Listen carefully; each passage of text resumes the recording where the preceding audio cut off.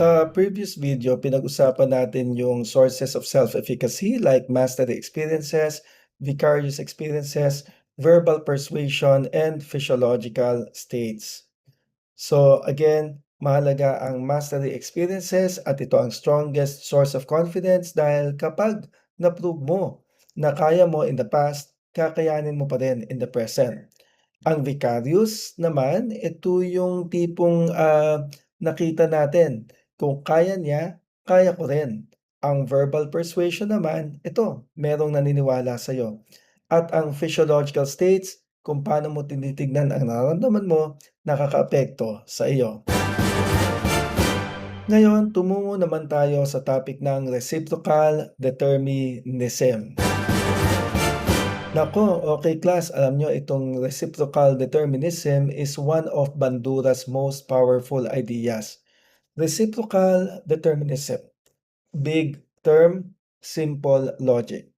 Ang sinasabi niya, behavior is not caused by just one thing. Ang behavior ay ano? Ang behavior ay interaction ng tatlong bagay. Yung tao, yung ugali niya, tsaka yung environment. Hindi to linear, hindi to one-way. Dynamic two-way influence. So, i-breakdown natin ang interaction ng person, behavior, and environment. Person muna tayo. Yung person, your thoughts, your emotions, your beliefs, and your self-efficacy. Yung behavior, kung ano talaga ang ginawa mo. At yung environment, pwedeng people around you. Place, kung nasan ka. Classroom, workplace, culture, social media. So, heto na ang susi. Tatlo, okay? Tatlo to and they influence each other. So, halimbawa, person. Naniniwala ka na mahina ako sa math. That's person. So ngayon, you avoid practice, you perform poorly. Now, your environment will give you low grades. And what happens? Your belief na mahina ka gets reinforced. Kasi sabi ng environment, o mababa grade mo, o edi nagkaroon ng loop. Ngayon, tignan natin kung marireverse natin. Sabi mo, mahirap itong math, pero naniniwala ako, kaya ko to. Basta, best practice lang. So, nag-aral ka, nag-improve ka, yung environment mo tumaas, binigyan ka ng, mas mataas na grade. So ngayon, yung paniniwala mo na kaya mo ay na-reinforce. So cycle 'yan. Technically speaking, reciprocal determinism describes the bi-directional interaction between cognitive factors, behavioral patterns, and environmental conditions. Hindi passive ang tao.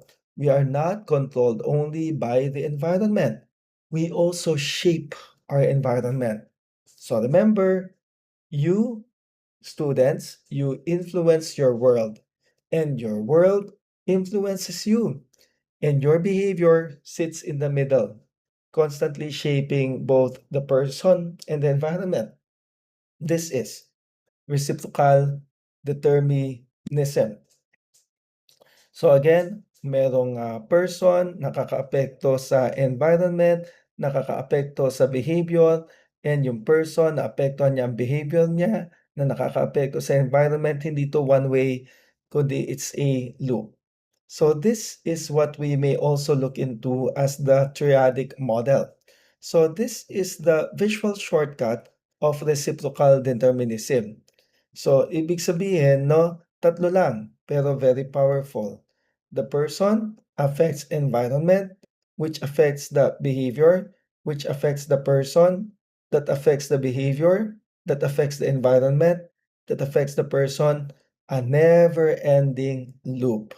So again, kung naniniwala ka, I am bad at math, person.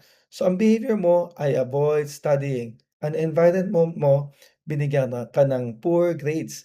Tapos ikaw sa sarili mo, sabi na nga ba talagang hindi ko kaya. So let's now look into the following questions. Number 1. Reciprocal determinism involves interaction between A. Ego and superego. B. stimulus and response, C, person, behavior, environment, or D, genes and hormones. And by this time, you already know the best answer is letter C. Let's look at number 8 MCQ. A student avoids math, gets poor grades, and reinforces the belief of failure. This is what? Is this letter A, operant conditioning? Is it letter B, reciprocal determinism? Is it letter C, classical conditioning? Or is it letter D, projection?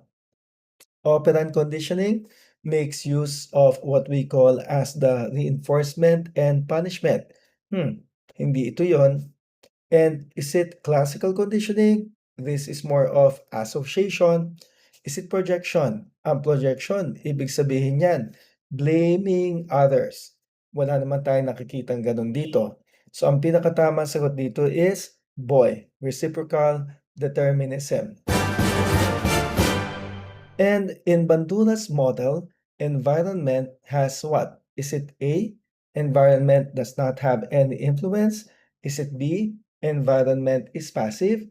Is it letter C, environment interacts with person and behavior? Or is it letter D, environment determines everything?